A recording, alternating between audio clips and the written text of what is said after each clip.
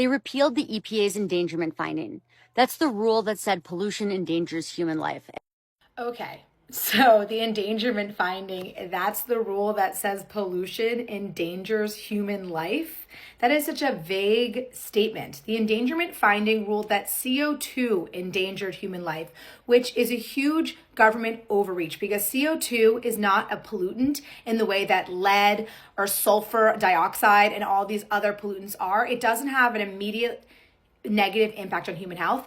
Case in point, I am exhaling CO2 right now at 40,000 parts per million when I exhale. In our atmosphere, it is a trace gas that is only 420 parts per million. So this idea that CO2 is a pollutant that endangers human life is on shoddy science. Let's continue. And they did all of this after receiving hundreds of millions from fossil fuel executives who wanted fewer rules. They privatized the profits, we socialize the damage. They get richer, we get sicker.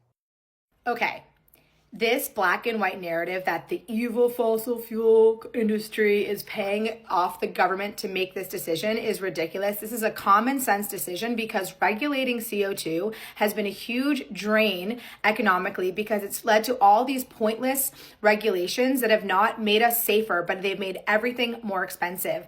And again, what you say, we get richer and they get richer, we socialize the problems. Know what makes us richer? Fossil fuels, you guys. I hate to break it to you, but fossil fuels is a thing that's made us so prosperous and rich in the past 100 years. And this idea that fossil fuel executives are just hoarding all their money when really they're just providing a service for us that we really want, which is fossil fuels, oil, coal, natural gas, which power 80% of our energy system. The idea that fossil fuels don't also make us rich is ridiculous. And when climate disasters do hit, billionaires don't suffer the way working families do. They have backup homes, private insurance, generators, lobbyists. Okay. The idea also that fossil fuels only help the rich is ridiculous because it helps us, and actually areas with more access to fossil fuels and more reliable energy and wealthier people, you're more resilient to extreme weather events than if you are in a very poor region that does not have access to that. Just think about it logically for a few seconds. If you're living in Africa and you don't have access to electricity, you maybe live in a mud hut that doesn't have foundation. When a storm hits, you're going to be much more vulnerable to losing everything, and it may be very dangerous for you. If you don't have access to modern agriculture, which is foundationally made possible by fossil fuels that power the tractors and provide the fertilizer, if you don't have access to all of that modern agriculture, you're more susceptible to drought. So everywhere that's wealthier is less susceptible to extreme weather events. And so punishing the form of energy, which is 80% of our energy mix, fossil fuels, in the name of making us less, in the name of what? Protecting poor people? It's exactly the opposite, actually. The more access to fossil fuels you have, the more wealthy you are and the more resilient you are. Wondering why your insurance is so expensive? Why your kid needs an inhaler? Why it's 105 degrees in October? Why your groceries spike after droughts? It's because they're letting corporations pollute more so the CEOs can make more money and you pay the price in higher bills and worse health. No. Actually, we pay the price because of all the ridiculous bureaucracy that this endangerment finding put on us and made our bills higher. And also the government mandated transition to green energy has made our bills higher.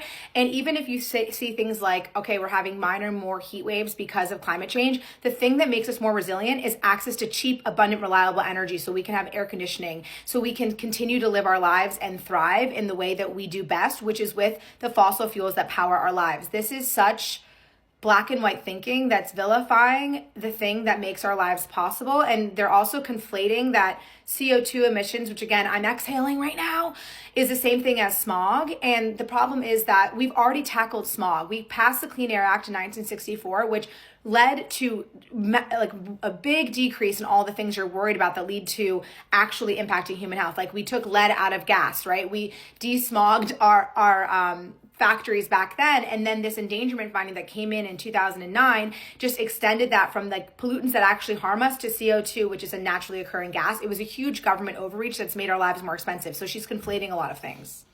More pollution means more asthma attacks. More extreme weather means higher insurance premiums.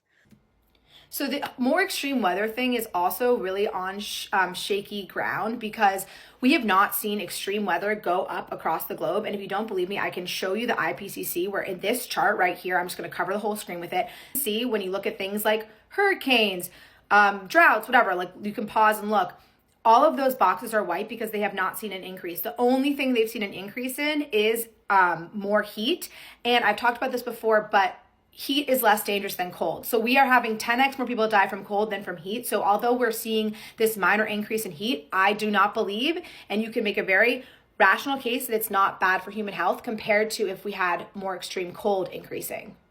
More heat waves mean higher utility bills, and more disasters mean higher taxes for recovery. Billionaires get deregulation, and you get wildfire smoke. I'm so sick of this, like billionaires get deregulation. Actually, we all get deregulation. When things are deregulated, your car is less expensive. Your electricity is less expensive. We're spending money on things that actually work instead of all these layers of red tape and bureaucracy that have made our lives more expensive and annoying. Okay, so this woman, I'm sorry. This is a misinformation video, and you should not buy anything this woman is selling. I'm sure she's lovely. I would love to talk to you, honey, but like, you are spreading misinformation.